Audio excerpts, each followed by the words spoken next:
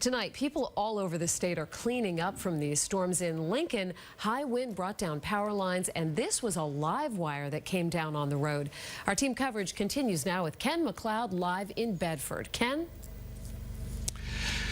Lisa, this is 13 Paul Revere Road, and it was not very lucky this evening. The elderly woman who lives here was actually home when the storms came through. Don't worry, she's okay, and she's staying with her daughter tonight. Maybe it was a lightning strike, or more likely a microburst that took down this enormous pine tree and dumped it onto the top of the house. You can see where it cut right through the roof. But this storm did the same thing in quite a few spots, actually. The storm hit Bedford. It dumped trees onto the Greens' house and cars, not to mention dangerous live wires into their driveway. Pam Green had thought she was in the clear.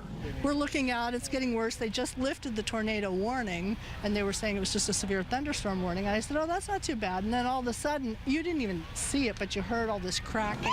All over Bedford, down trees and wires snarled rush hour traffic as the Marstillers recalled their tense moments. Yeah, I was thinking I needed to get to the basement. So we have a dog, and I was looking for the dog to get down to the basement and on the phone with my wife. I could hear a little bit of fright in your voice on the other end.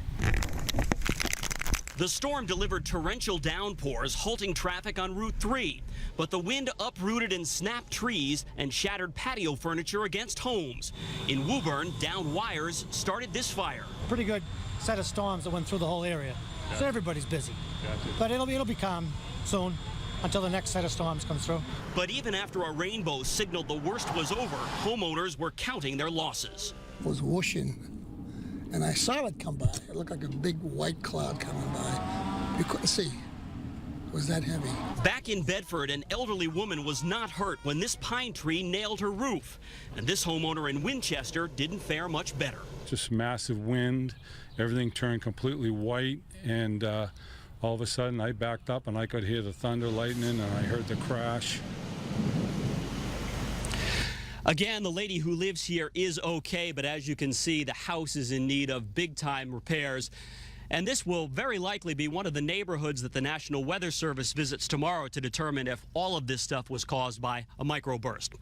Live in Bedford tonight, Ken McLeod, WBZ News. Jonathan, back to you.